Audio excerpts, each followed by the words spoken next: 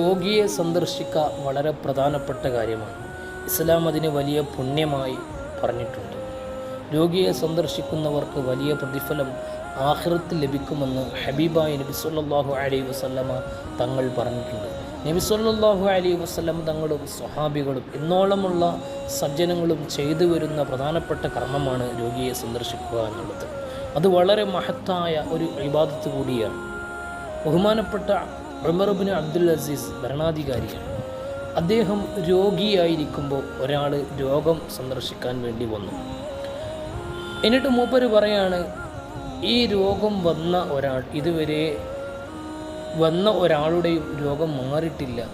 അങ്ങനെ രോഗം മാറാതെ ആ രോഗത്തിൽ തന്നെ മരിച്ചു പോയതാണ് അവസ്ഥകളുള്ളത് എന്ന് ബഹുമാനപ്പെട്ട ഉമർ ഇബ്നു അബ്ദുൽ അസീസിൻ്റെ രോഗം സന്ദർശിച്ചുകൊണ്ട് ഒരാൾ പറയുകയുണ്ടായി. മഹാനായ ഉമർ ഇബ്നു അബ്ദുൽ അസീസ് ഇപ്പോൾ അദ്ദേഹത്തിനോട് പറഞ്ഞു, രോഗിനെ സന്ദർശിക്കുമ്പോൾ മരണത്തിനെ കുറിച്ചല്ല പറയേണ്ടത്, അല്ലെങ്കിൽ മരണവാർത്തല്ല അറിയിക്കേണ്ടത്. രോഗിനെ സന്ദർശിക്കുമ്പോൾ അയാളെ സമാധാനിപ്പിക്കുകയും സന്തോഷിക്കുകയും സ്നേഹത്തോട് പെരുമാറുകയും കാരുണ്യത്തോട് പെരുമാറുകയും സുഖവിവരങ്ങൾ അന്വേഷിക്കുകയാണ് ചെയ്യേണ്ടത്. രോഗിക്ക് പ്രയാസമുണ്ടാകുന്ന രൂപത്തിൽ ഇത്തരത്തിലുള്ള മരണവാർത്ത പറയുകയോ അല്ലെങ്കിൽ ഈ രോഗം വന്നാൽ ഇതുവരെ മരിച്ചിട്ടില്ല എന്നൊക്കെ പറയുകയോ മരിച്ചിട്ടില്ലാതെ ഇതുവരെ ജീവിച്ചിട്ടില്ല എന്ന് പറയുകയോ അല്ല ചെയ്യേണ്ടത് എന്ന് ബഹുമാനപ്പെട്ട ഉമർ ഇബ്നു അബ്ദുൽ അസീസ് റളിയല്ലാഹു അൻഹു തങ്ങൾ പറഞ്ഞതായി കാണാൻ കഴിയും. രോഗിനെ സന്ദർശിക്കുമ്പോൾ പ്രത്യേകമായി ചൊല്ലേണ്ട ഒരു ദിക്റുണ്ട്.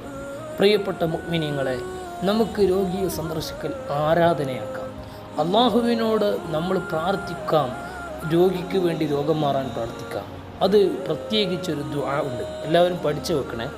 അസ്അലുല്ലാഹൽ അലീം നബി സല്ലല്ലാഹു അലൈഹി വസല്ലമ തങ്ങൾ പറഞ്ഞ പ്രാർത്ഥനയാണ്. രോഗിയെ സന്ദർശിക്കുമ്പോൾ നബി സല്ലല്ലാഹു അലൈഹി വസല്ലം തങ്ങൾ ചെയ്യാറുള്ളതും മറ്റുള്ളവരോട് ചെയ്യാൻ വേണ്ടി നബി തങ്ങൾ കൽപ്പിച്ചതുമായ മഹത്തായ ദുആ ആണ്. ഒന്നും കൂടെ പറയാം.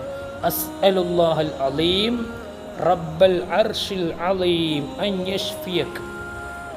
മനസ്സിലായോ? അസ്അലുല്ലാഹൽ അലീം റബ്ബൽ അർശിൽ അലീം അൻ യശ്ഫിയക്. ഇതാണ് രോഗസന്ദർശനത്തിന് ഉപയോഗിക്കേണ്ട പ്രധാനപ്പെട്ട പ്രാർത്ഥന. മറ്റു മലയാളത്തിലോ അറബിതര ഭാഷയിലോ അറബിയിലോ ദുആ ചെയ്താലൊന്നും പ്രശ്നമില്ല. അല്ലാഹുമ്മ ഇന്നാ നസ്അലുക്കൽ അഫ്വൽ ആഫിയത്തൽ മുആഫാത ഫിദ്ദീനി വദ്ദുനിയ വൽ ആഖിറ. ഈ പ്രാർത്ഥനയും രോഗസന്ദർശനത്തിൽ ഉപയോഗപ്പെടുത്താവുന്നതാണ്. നേരത്തെ പറഞ്ഞ ദിക്ർ, ആ പ്രാർത്ഥന 7 പ്രാവശ്യം രോഗിയെ സന്ദർശിച്ച് അവിടുന്ന് ചൊല്ലൽ, രോഗിക്ക് മുന്നിൽ വെച്ച് ചൊല്ലൽ പ്രത്യേകമായി സുന്നത്തുണ്ട്. രോഗിയുടെ ദുആഇന് ഉത്തരം ഉണ്ടാവും. ഞാൻ ആ പ്രാർത്ഥന ഒന്നും കൂടെ പറയാം, എല്ലാവരും പഠിക്കണം. അസ്അലുല്ലാഹൽ അലീം റബ്ബൽ അർശിൽ അലീം അൻ യശ്ഫിയക്. ഈ പ്രാർത്ഥന രോഗിക്ക് മുന്നിൽ വെച്ച് 7 പ്രാവശ്യം പ്രാർത്ഥിക്കണം. രോഗിയുടെ പ്രാർത്ഥനയ്ക്ക് വളരെ ഉത്തരമുണ്ടാവും. അതുകൊണ്ട് തന്നെ രോഗിയോട് ദുആ വസിയത്ത് ചെയ്യുന്നത് നല്ലതാണ്. രോഗി എന്ന് പറഞ്ഞാൽ ഒരു മദ്ലൂമാണ്, ആക്രമിക്കപ്പെട്ട സാഹചര്യമാണ്.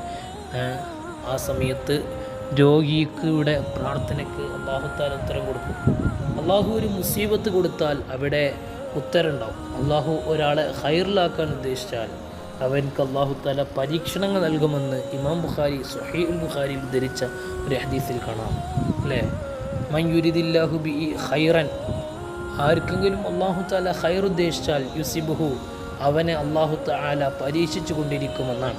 അഥവാ മുസീബത്ത് അവനിലിറക്കും. ഒരു ഖൈർ ഉദ്ദേശിച്ച മുസീബത്ത് ഇറക്കും. ഈ ലോകത്ത് ഒരുപാട് പ്രശ്നങ്ങളുണ്ടാവും, എന്നാലാണ് അടുത്ത ലോകത്ത് നമുക്ക് നല്ല വിജയം കൈവരിക്കാൻ സാധിക്കുകയുള്ളൂ.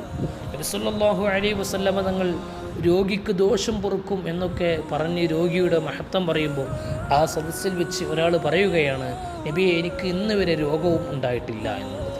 നബി സല്ലല്ലാഹു അലൈഹി വസല്ലം തങ്ങൾ ഉടനെ അദ്ദേഹത്തോട് പറഞ്ഞു, ഇദ്ഹബ് അൻത ഫൗറൻ, ഇവിടുന്ന് പെട്ടെന്ന് പോ, അവിടെ നിൽക്കണ്ട, പെട്ടെന്ന് പോ എന്ന് പറഞ്ഞ് നബി സല്ലല്ലാഹു അലൈഹി വസല്ലം തങ്ങൾ അദ്ദേഹത്തിന് ആട്ടി ഓടിച്ചതായി നമുക്ക് കിതാബിൽ കാണാം. എന്താണ് സംഭവം?